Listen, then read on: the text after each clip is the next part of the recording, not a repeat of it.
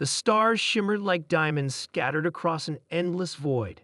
On a small, battered scout ship called the Wanderer Captain Kyle leaned back in his chair with one boot propped up on the control panel. His crew of three, Mia, Theo, and Ravi, sat around him, their faces illuminated by the soft glow of holographic screens displaying maps of uncharted space. "All right," Kyle said, breaking the silence. "We've got reports from the last outpost about some strange energy readings coming from that moon over there." He pointed to a jagged gray orb orbiting a gas giant. Could be nothing. Could be something big. Either way, it's worth checking out.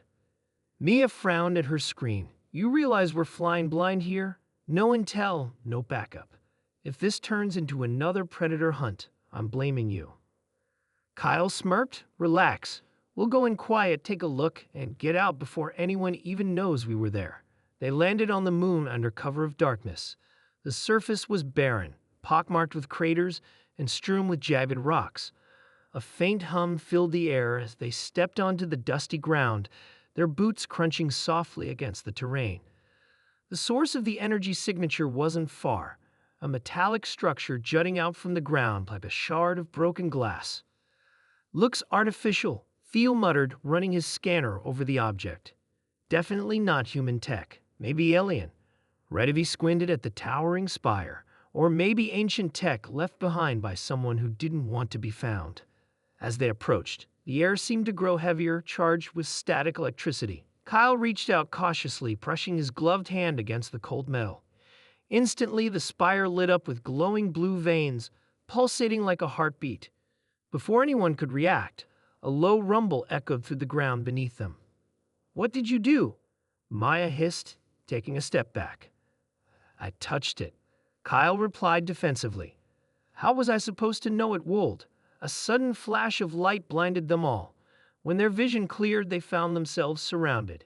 Towering creatures stood in a perfect circle around them, their sleek black armor glinting menacingly in the dim light. Their eyes glowed red, scanning the intruders with mechanical precision. "Well," Kyle whispered, raising his hands slowly. "This is awkward." The creatures moved with terrifying efficiency, herding the crew toward what appeared to be a landing platform. Within moments, a massive ship descended from the sky, its shadow swallowing them whole. They were ushered inside without a word, the doors sealing shut behind them with a hiss.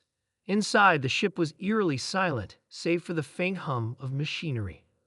The walls were smooth and featureless, but every so often, panels would slide open to reveal more of the armored beings moving about their tasks. It was clear these aliens weren't just advanced, they were organized, disciplined, and utterly devoid of emotion. "This can't be good," Theo murmured, clutching his scanner tightly. Kyle shot him a glare. "Thanks for stating the obvious." Their captors led them to a large chamber where a lone figure stood waiting. Unlike the others, this one wore no armor, his body covered instead in intricate patterns that shifted and changed as if alive. Its voice reverberated through the room, deep and resonant, though none of them understood the words. "Ah, hi." Kyle tried, waving awkwardly. "We come in peace." To everyone's surprise, the creature tilted its head, then spoke again. This time, the words translated into a language they could understand. "You have activated the beacon. Explain yourselves." Mia stepped forward hesitantly. "We didn't mean to intrude. We were investigating unusual energy readings." "You have challenged the Kael'vak," the creature interrupted, its tone icy. "Do you know who we are?" The crew exchanged uneasy glances. "No," Kyle admitted. "But judging by the fact that you're pointing weapons at us, I'm guessing you're not big fans of visitors." The creature let out a sound that might have been laughter or a threat. "The Kael'vak are the most lethal species in the galaxy. Our empire spans countless systems, our armies unmatched, and yet, here you stand, mere mortals, daring to trespass on sacred ground." Ravi raised a hand cautiously. "Look, we didn't mean any harm. Can we just apologize and leave?" The creature regarded them silently for a moment, then turned to one of its guards. "Take them to the arena." The arena was unlike anything they'd ever seen.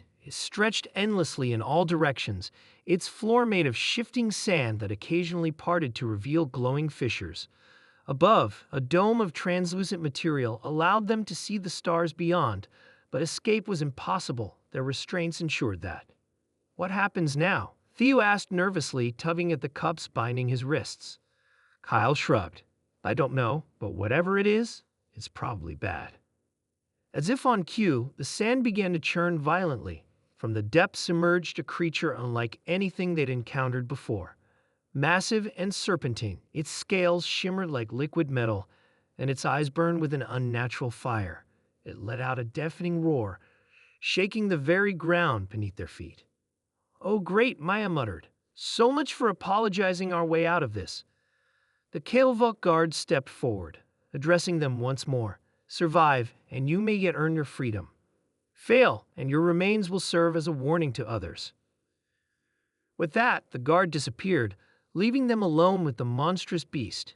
Kyle took a deep breath, steeling himself. All right, team. Let's show these guys what humans are made of. What followed was chaos. The creature lunged at them with terrifying speed, forcing them to scatter.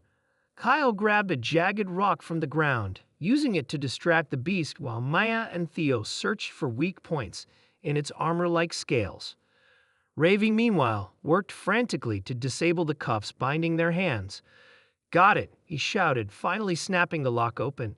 Free at last, they regrouped, each armed with makeshift weapons scavenged from the arena. Focus on its underside, Maya yelled, dodging another swipe of the creature's tail. It's vulnerable there. Working together, they managed to drive the beast into one of the glowing fissures, causing it to collapse with a final, ear-splitting screech.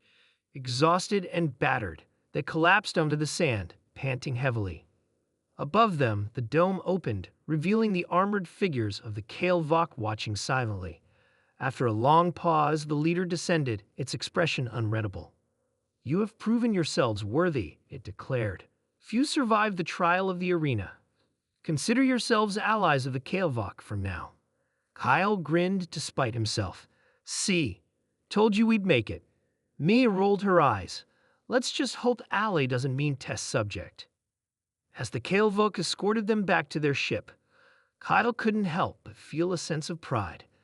They had faced the most lethal species in the galaxy and lived to tell the tale. For better or worse, their lives would never be the same again.